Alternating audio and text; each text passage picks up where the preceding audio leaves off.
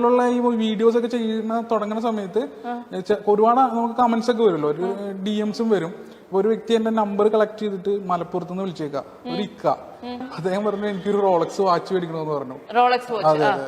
അപ്പൊ ഞാൻ പറഞ്ഞു അത് എവിടെ നിന്ന് മേടിക്കണം, മറ്റു കാര്യങ്ങളൊക്കെ നമുക്ക് പിന്നീട് ചെയ്യാം, എന്തിനാണ് ഈ വാച്ച് എന്നൊക്കെ ചോദിച്ചാൽ പുള്ളി പറഞ്ഞു പുള്ളിക്ക് ഒരു ഗിഫ്റ്റ് ചെയ്യാൻ വേണ്ടിയിട്ടാണ് എന്നൊക്കെ പറഞ്ഞപ്പോൾ പുള്ളി പറഞ്ഞു എന്റെ ഏറ്റവും ബിഗിനിങ് സ്റ്റേജിലുള്ള വാച്ച് ഏതാണ്, അല്ലെങ്കിൽ ഒരു മിഡ് റേഞ്ച് വാച്ച് ഒക്കെ ഏതാന്ന് വെച്ചിട്ട് ഏകദേശം ഒരു 8 lakhs ഒക്കെ അടുത്ത് വരുന്ന ഒരു വാച്ച് പുള്ളിക്ക് ഞാൻ സജസ്റ്റ് ചെയ്ത് കൊടുത്തു. അതിനാണെങ്കിൽ ഇങ്ങനെ മാർക്കറ്റ് പ്രൈസ് അതിന് പിന്നീട് ഡബിളോ അല്ലെങ്കിൽ നമ്മൾ കൊടുക്കുന്ന എമൗണ്ട് ഒരിക്കലും കുറയില്ല. അപ്പൊ അങ്ങനത്തെ ഒരു വാച്ചാണ് വേണമെന്ന് അദ്ദേഹം എന്നോട് പറഞ്ഞേ. അപ്പൊ ഞാൻ അദ്ദേഹത്തിന് ഒരു വാച്ചൊക്കെ സജസ്റ്റ് ചെയ്ത് പുള്ളി ഒരു ബ്യൂട്ടിക്ക് പോയി, റോളക്സിന്റെ ഒരു ബ്യൂട്ടിക്ക് പോയി. അവിടെ എല്ലാ കാര്യങ്ങളും വിശദീകരിച്ചു, പൈസയുടെ കാര്യങ്ങളൊക്കെ സംസാരിച്ചു. അവസാനം ഒരു പേപ്പർ അവർക്ക് പുള്ളിക്ക് കൊടുത്തു. അപ്പൊ പുള്ളി ഒരു ഇക്കയാണ്, അപ്പൊ ഏകദേശം ഒരു 40-45+ മനുഷ്യനാണ്. അപ്പൊ പുള്ളിക്കാരൻ അത് ഫില്ലപ്പ് ചെയ്യണേക്കാളും എന്നെ ഒന്ന് വിളിച്ചു, മോനെ ഇങ്ങനെ ഒരു സർട്ടിഫിക്കേഷൻ ഒക്കെ കിട്ടിയിട്ടുണ്ട്, അപ്പൊ ഞാനിതൊന്ന് ഫില്ല് ചെയ്യണേക്കാളും മുമ്പ് മോനെ വിളിച്ചാന്ന് ചോദിച്ചു.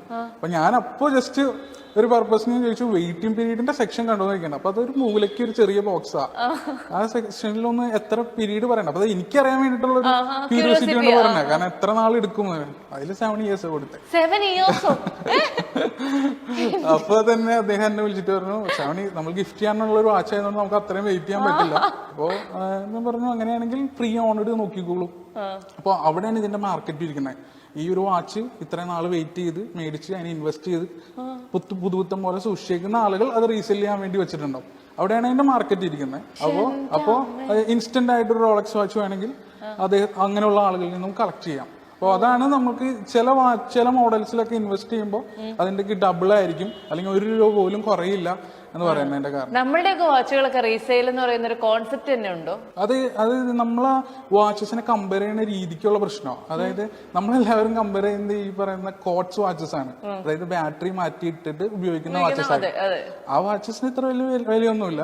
അതിപ്പോ നമ്മൾക്ക് ഒരു 50,000 താഴെയുള്ള വാച്ചസ് വരെ ഉണ്ട് അതുപോലത്തെ. പക്ഷെ ഞാൻ പറയുന്നത് ആ വാച്ചസിനെ കുറിച്ചല്ല, ഞാൻ പറയുന്നത് കോട്സ് വാച്ചസിനെ കുറിച്ചല്ല, ഞാൻ പറയുന്നത് മെക്കാനിക്കൽ ഓട്ടോമാറ്റിക് വാച്ചസിനെ കുറിച്ച് പറയുന്നത്. ആ വാച്ചസിനാണ് ഈ പറയുന്ന പോലെ മാർക്കറ്റിൽ ഇത്രയും ഡിമാൻഡും ഒരു വാല്യൂ ഉള്ളത്.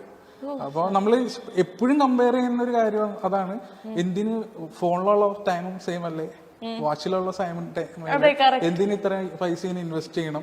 അത് നമ്മൾ ചിന്തിക്കുന്ന രീതിയാണ് നമ്മൾ കോട്സ് വാച്ചസ് ആയിട്ട് കമ്പയർ ചെയ്യണോണ്ടാണ് അതിന്റെ പ്രശ്നം. അല്ല, എന്നാലും ഇപ്പൊ പൊതുവെ ഇങ്ങനെ പുറത്തൂടെ ഒക്കെ നടക്കുമ്പോൾ ആൾക്കാരുടെ കയ്യിൽ വാച്ച് കിടക്കുന്ന കാണുമ്പോൾ തന്നെ ഏകദേശം ഇതിന്റെ ഒരു റേഞ്ച് ഒക്കെ മനസ്സിലാവുന്നുണ്ടോ? ഇത്രയും കാലമായിട്ട് ഇതിനകത്ത് ഉണ്ടല്ലോ. ഞാൻ ഈ വീഡിയോ ചെയ്യുന്ന ടൈമിൽ തന്നെ എന്റെ ഒരു ഇതായിരുന്നു, കാരണം നമ്മളൊരു പ്രീമിയം മോഡൽ ആയിട്ടുള്ള ഒരു വാഹനം പുറത്തു വരുമ്പോൾ ആളുകൾക്ക് അറിയാം